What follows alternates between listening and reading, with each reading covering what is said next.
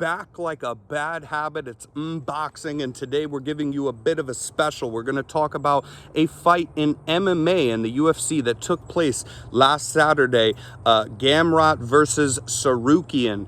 It was no doubt a highly competitive fight all throughout, but I did not think that it was so close that it would be hard to score for, get ready, Arman Tsarukyan. That's who I had winning the fight. I think it is not debatable that the only two clear rounds out of 5 in this fight were rounds 1 and rounds 2, and I also don't think it's debatable that Tsarukyan won both of those rounds. He was given both of those rounds by every judge on all judges' scorecards, but still lost technically to Gamrot, who earned a unanimous decision. None of the judges giving Tsarukyan the fight whatsoever. So a lot of people think rounds 3, 4, and 5 were somewhat close enough. Personally, I think 5 was Gamrot's best round, and 3, although close enough, definitely I give that to Gamrot. I think that round 4 was the swing round here,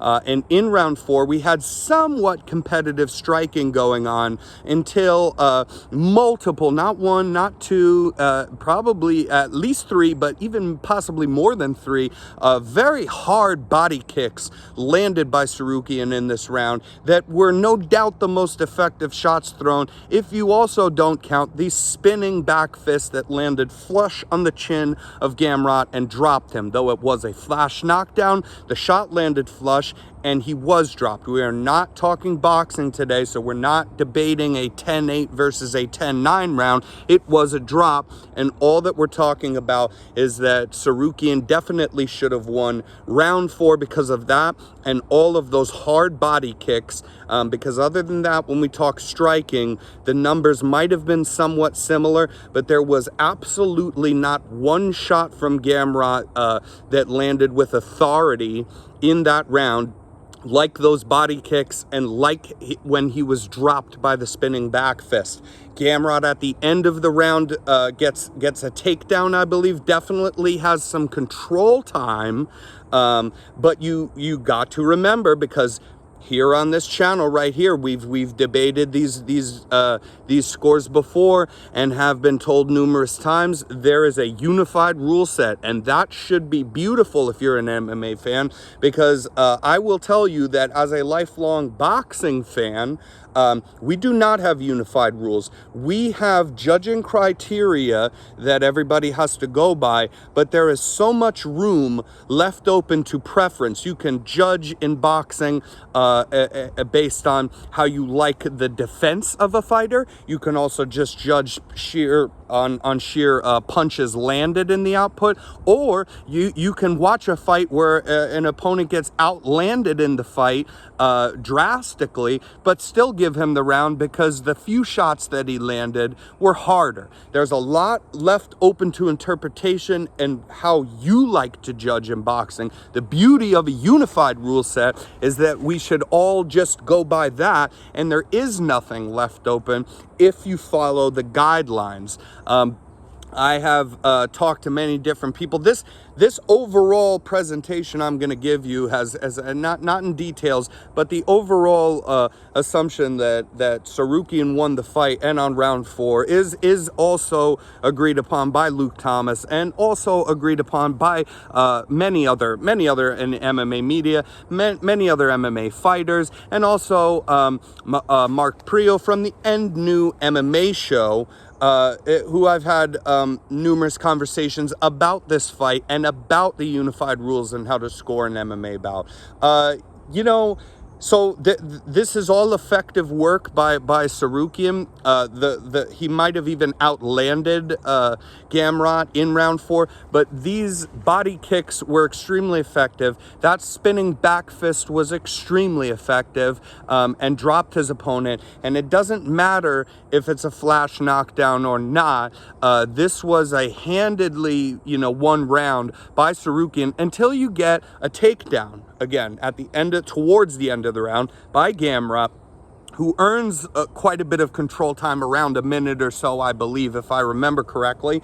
And the entire time there's hand fighting, there isn't more than 3 punches thrown, and none of them are hard by Gamrot, while taking back control and while just holding Tsarukyan against the fence and the takedown.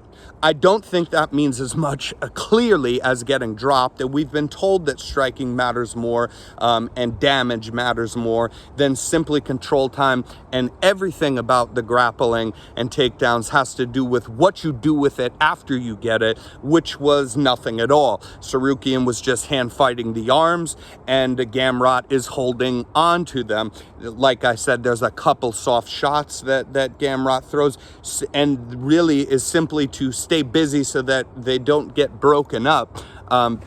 But there is no way, if you don't value simply control time without anything real effective whatsoever being done with it, there is no way to give Gamrot round 4 and then also score different fights like the Valentina Shevchenko and give Valentina Shevchenko rounds in that Santos fight, where we've been told that, again, simple control time does not matter. But yet again, just like when I did the Valentina Shevchenko Santos video, there seems to be a back and forth, and I just get frustrated due to the fact that, yet again, there should be unified rules which make scoring simple, and even in a close round, everybody should come away with the same opinion at the end of the day, instead of blatantly still scoring fights simply off of control time.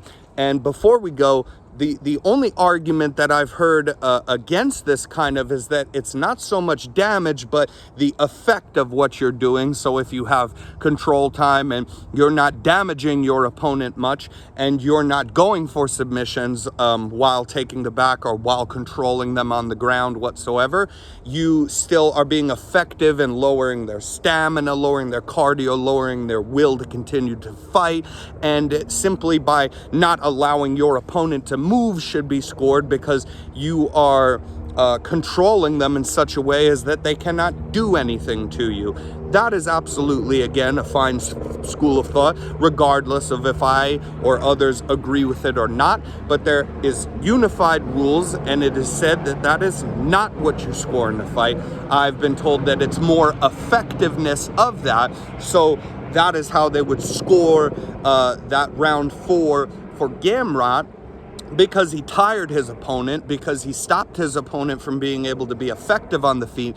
But yet again, this did not apply in the Talia Santos versus Valentina Shevchenko fight, where they're scoring rounds for Shevchenko for getting choked out with Santos taking her back and hitting her with shots from behind her own head as she could not get out of the position.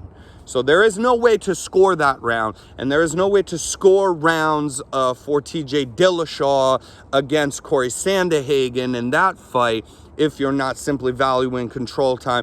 And it's just that we're getting mixed up here. We're getting mixed signals, and that should never be the case. If you had a unified rule set, which we do have, and this isn't boxing, so we can't debate endlessly back and forth based on what your preference is.